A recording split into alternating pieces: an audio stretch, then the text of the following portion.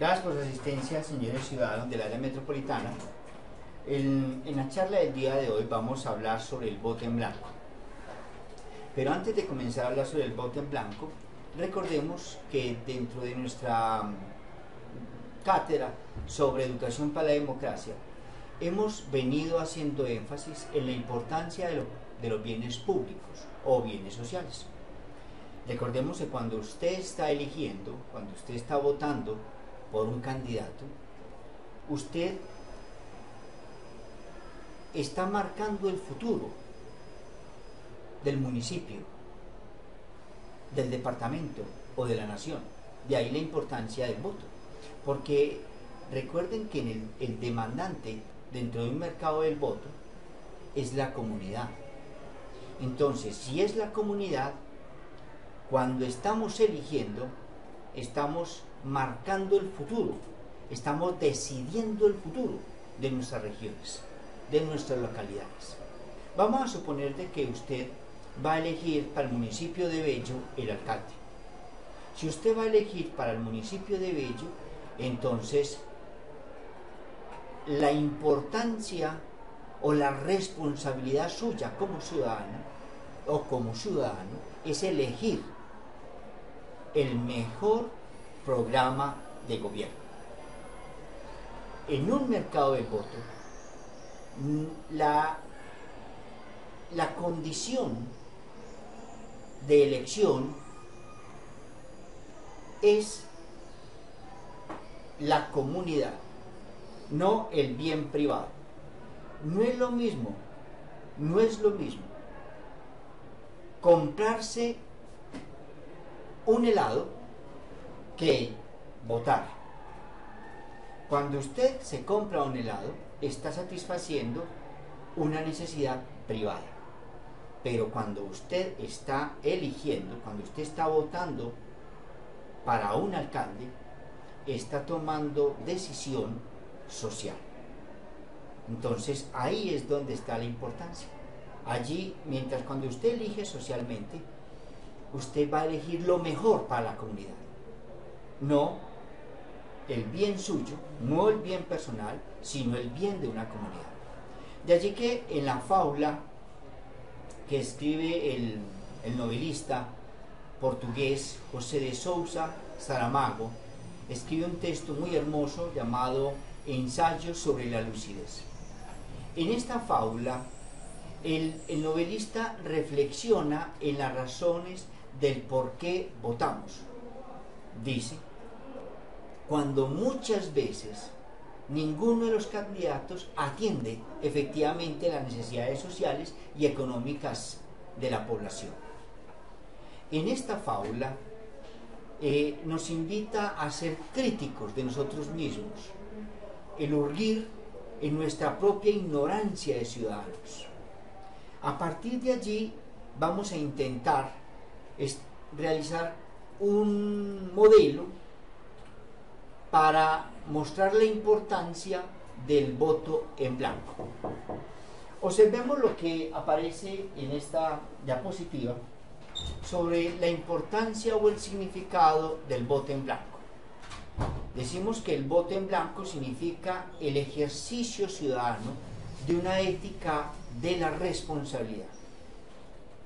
Se afirma que el voto en blanco es el acto solidario a través del cual ciudadanos de una región se unen en un mismo sentir para rechazar, por ejemplo, la baja calidad de programas de gobierno o la pobreza de los valores morales y éticos de los candidatos. Cuando esos candidatos no llenan nuestras expectativas, cuando la gente está inconforme porque esos candidatos no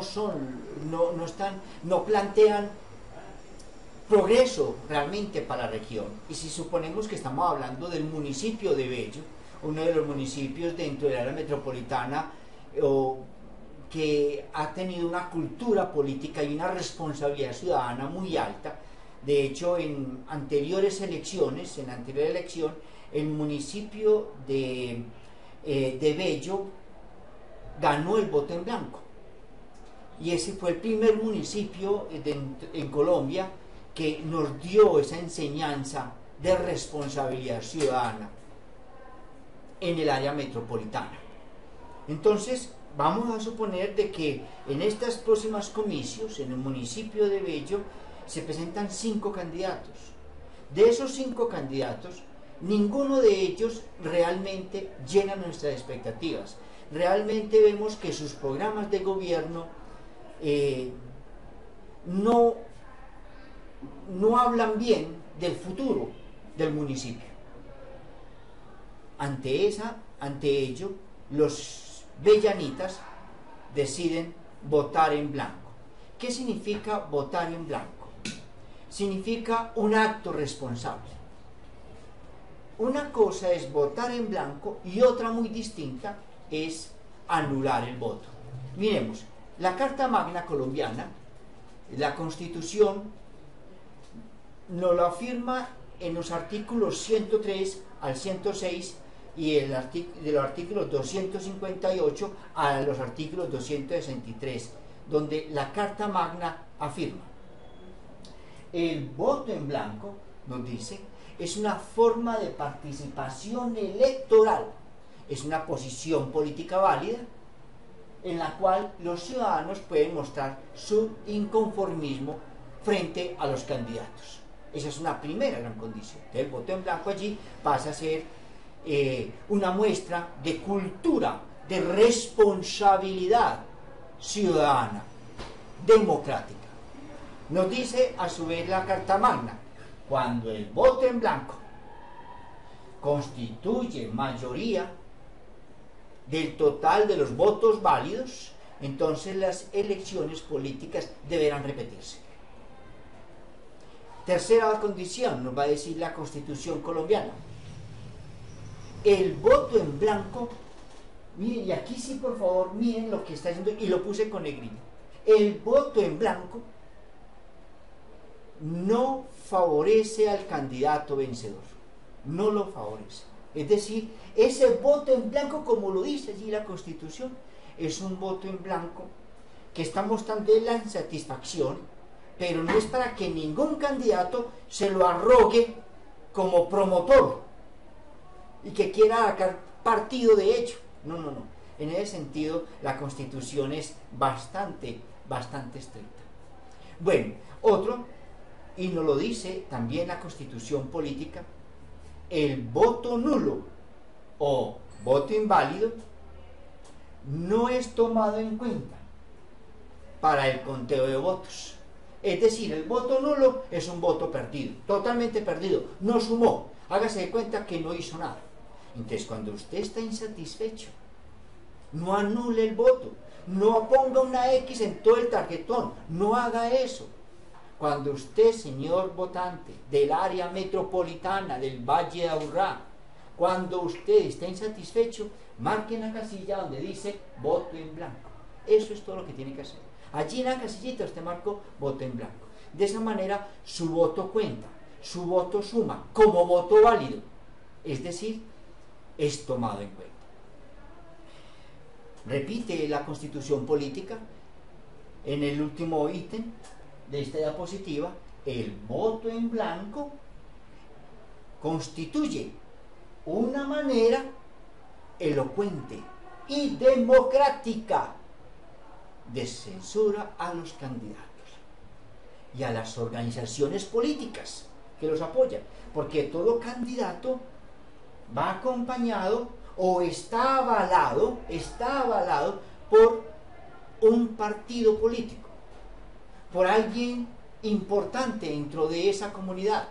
Recuerden, señores, que en los procesos electorales generalmente todos los candidatos buscan el apoyo del partido político que los apoye, porque ese partido político se va a encargar de mercadearlo, de reunir toda la gente que es simpatizante de ese partido para que apoyen al candidato oficial. Es una forma más o menos, como guardando las proporciones, señores ciudadanos, como ¿qué hace las cadenas de almacenes?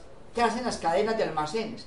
Las cadenas de almacenes lo que hacen es mercadear productos. Generalmente no son productoras, ellas mercadean productos. Entonces una empresa que produce lleva su producto a estas cadenas de almacenes para que allí se mercadee su producto y su producto salga. Eso mismo hacen los candidatos. ¿Qué es lo que va a hacer un partido político? Va a mercadear el candidato ¿qué? El candidato ¿qué? Les asegura a ellos como partido la supervivencia, la ganancia. Entonces van a apoyar el candidato que logra ser más carismático, por decirlo así, que logra mejor reunir, hacer asociaciones o unirse con líderes de las juntas de acciones comunales o más bien con las líderes de las juntas administrativas locales para que ellos lo apoyen a cambio de favores, Algunas veces, en ese afán político por llegar, por ganar el cargo público, pueden hacerse promesas que son imposibles de cumplir.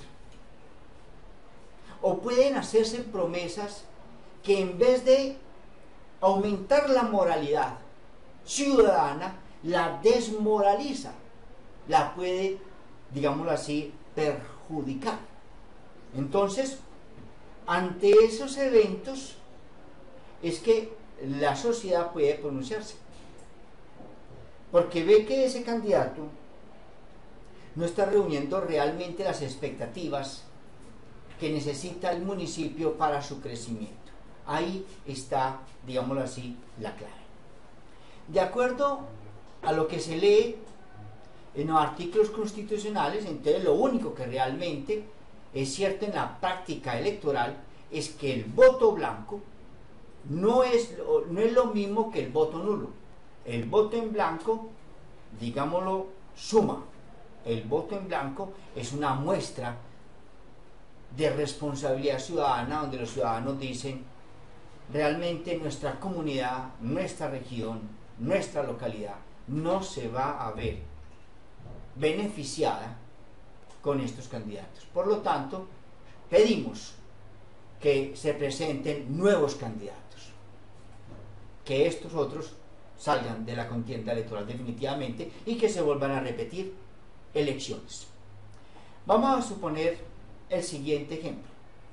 Si en las elecciones de la alcaldía de Sabaneta solo el 3% decide votar, el candidato beneficiado gana con el 3% o menos. Así sea el candidato que la mayoría de ciudadanos no quiere.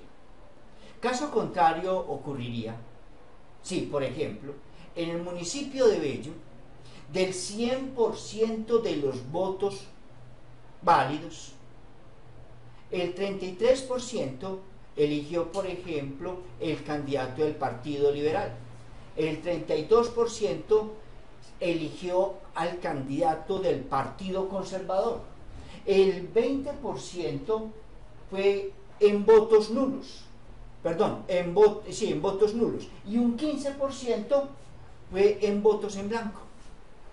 ¿Quién ganó las elecciones?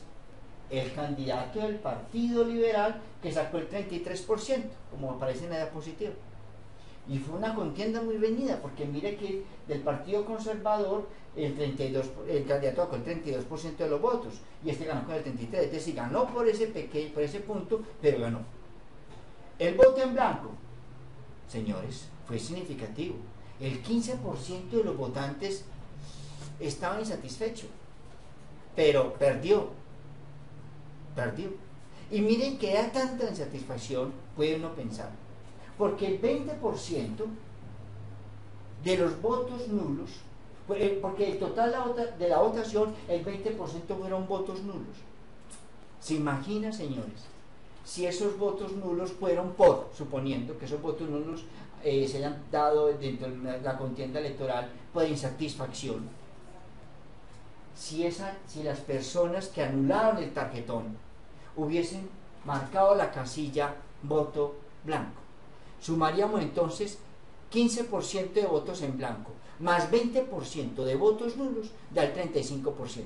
Con el 35% el voto en blanco había ganado. Y si el 25% el voto gana, se tiene que repetir las elecciones.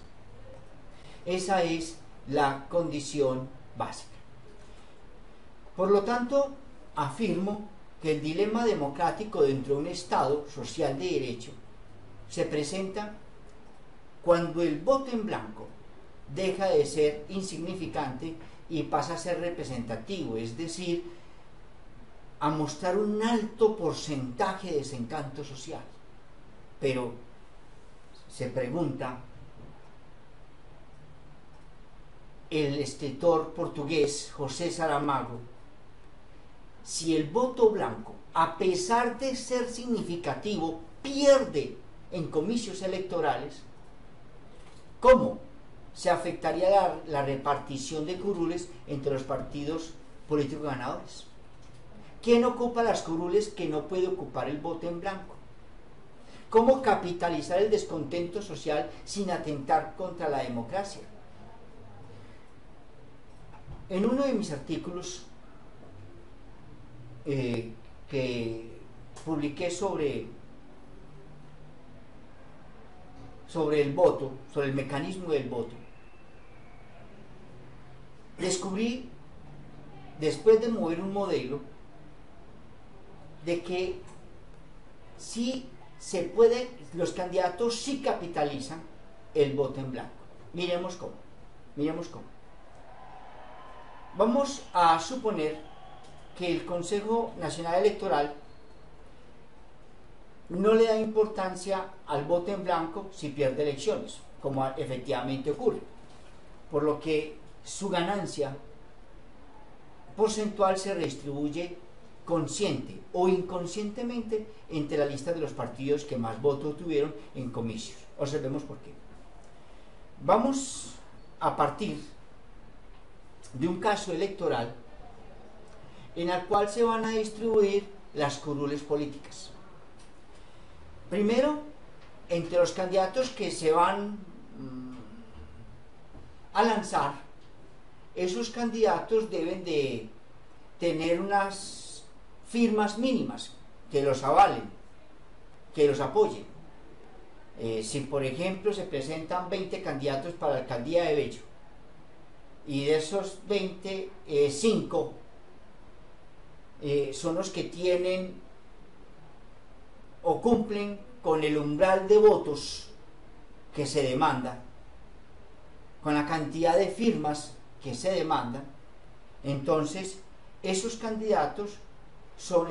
candidatos son los que van a recibir el apoyo económico por parte del gobierno nacional. La Comisión Nacional Electoral les va a decir: ustedes son los 5 candidatos que van a contar con presupuesto público para financiar su campaña política. De esa manera se evitamos que entren en las campañas dineros privados, porque cuando en una campaña ingresa dinero privado, se presenta el siguiente fenómeno. Si el candidato gana y fue financiado por un empresario, supongamos, ese empresario sabe que el otro llegó fue gracias a que él colaboró en la campaña, y a su vez ese candidato ganador sabe que se adeuda, le adeuda un gran beneficio a la empresa que lo apoyó o al empresario que lo apoyó. Por eso nosotros decimos de que no debe haber. Es más, eso es un fenómeno de las burocracias. Eso es un fenómeno que se presenta dentro de las campañas políticas que aprovechan un papel del gobierno como papel regulador. Entonces, dentro de las economías reguladas o dentro de las regulaciones económicas que hace el gobierno, mucha gente se aprovecha de esas regulaciones que se hacen. A ver, yo quiero darme a entender porque de pronto estoy hablando en un lenguaje muy técnico, y yo necesito que usted, señor ciudadano, logre responsabilidad política. en las elecciones. Le voy a colocar el siguiente ejemplo. Vamos a suponer de que hay personas, o hay un buen número de personas que se benefician con el programa de ayudas Familias en Acción. Y el candidato anterior fue el gestor de Familias en Acción, del programa de ayudas Familias en Acción. Ese programa de ayudas de Familias en Acción inicialmente se hizo por un año y ya van 4 años y se siguen dando. Ahí hay un uso ineficiente de los recursos, pero la gente que está disfrutando de los beneficios de Familias en Acción, pues están felices, están recibiendo ayuda mensual de 80.000 pesos por cada hijo, y para ellos eso es excelente, es una buena ayuda. Nadie discute, pero recuerden que en economía, en los gastos públicos son limitados y existen otras necesidades. Entonces, en la contienda electoral, uno de los candidatos cuestiona el por qué un programa que fue hecho para un año lleva 4 años. El otro candidato aprovecha que el otro está poniendo en duda el programa de Familias en Acción. Entonces, ¿qué dice el candidato que quiere ganar?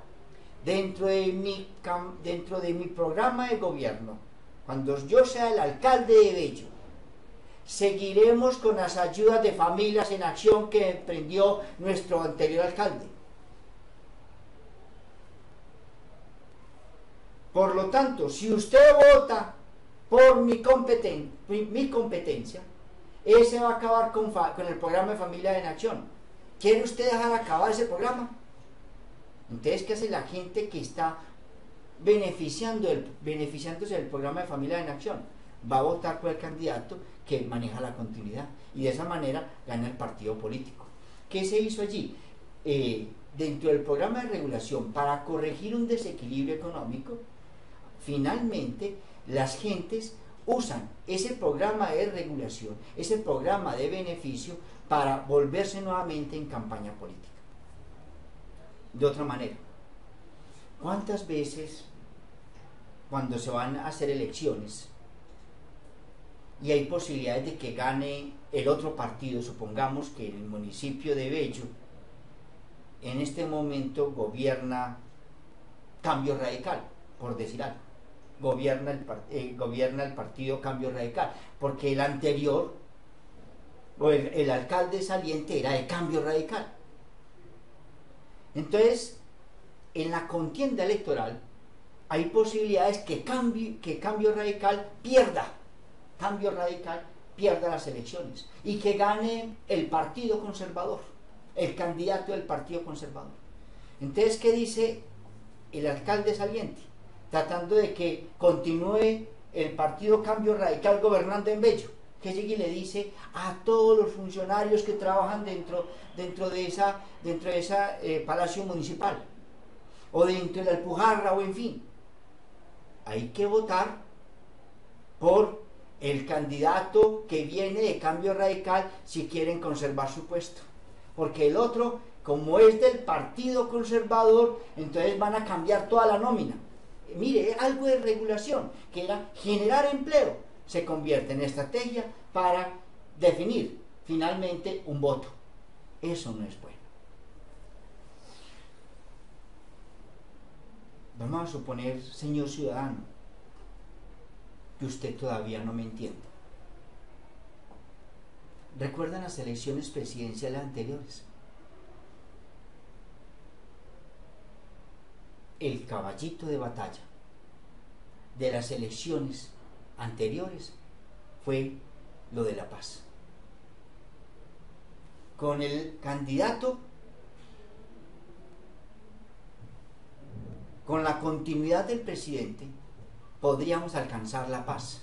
Y se le preguntaba a los ciudadanos, ¿usted qué quiere? ¿La paz o la guerra? Es decir, este candidato se mostraba como la mejor alternativa para la paz.